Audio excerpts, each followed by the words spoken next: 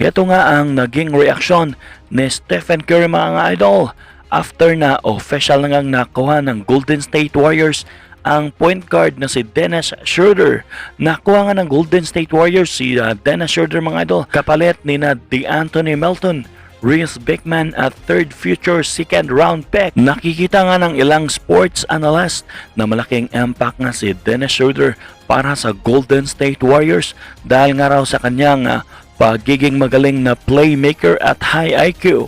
Kaya naman ang naging reaction nga na Stephen Curry mga idol patungkol nga sa trade na ito. Sinabi niya nga medyo mabilis nga raw ang mga pangyayari pero excited na nga raw siya na makasama sa isang koponan ang matagal na rin nilang karibal sa NBA na kung saan very competitive nga raw, can create, can score at magaling magpatakbo ng opensa sa buong team.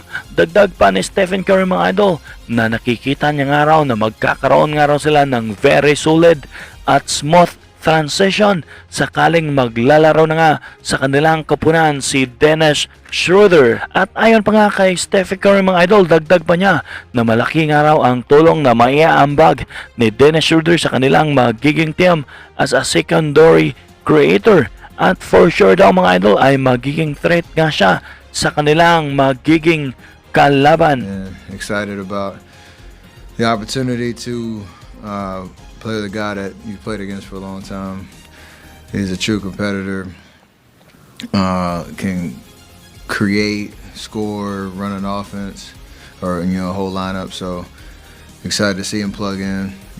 Anong masasabi nyo dito mga Warriors fans sa naging reaksyon ni Steph mga idol sa pagkuha nga ng Golden State Warriors kay Dennis Schroeder?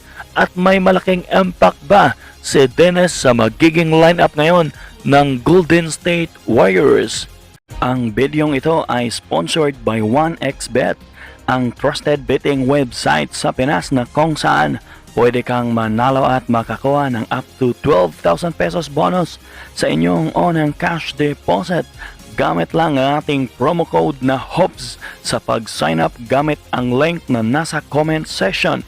Manood at mag-bet sa mga paparting na mga basketball games tulad ng PBA, NBA at iba pa. Siguraduhin nyo lang mga idol na maging responsable sa inyong pag-bet.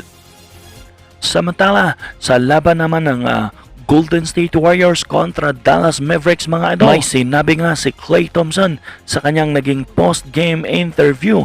Sinabi niya nga na mas madali o hindi nga raw siya kabado sa kanilang pangalawang laban ngayon kontra noong una. Lalo na nga at wala na nga raw siyang nakikitang captain hats. Matatandaan sa una nilang laban mga idol ng Golden State Warriors kontra Dallas Mavericks ay nagsuot nga ng captain hats ang mga Warriors fans bilang pagpapakita nga ng respeto kay Klay Thompson. At panalo nga ang Dallas Mavericks sa kanilang naging laban at gumawa nga si Klay Thompson mga idol sa buong laro na may 29 points, 5 rebounds at 4 assists. At pagkatapos nga ng laban, grabeng respeto nga ang ipinakita ni Stephen Curry at Draymond Green sa kanilang dating ka-splash brother. Anong masasabi niyo mga idol sa video natin ngayon? I-comment nyo lang sa baba ang inyong mga komento.